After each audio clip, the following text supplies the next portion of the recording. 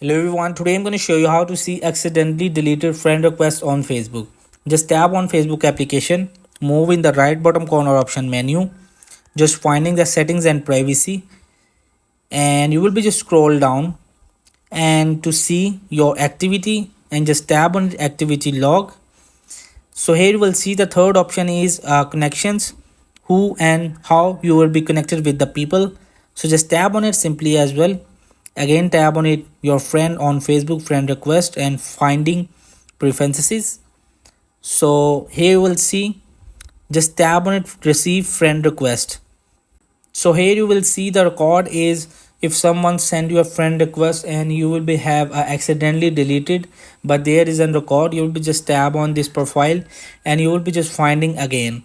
So hope this video help you. Please don't forget to like and subscribe and get notified for more videos.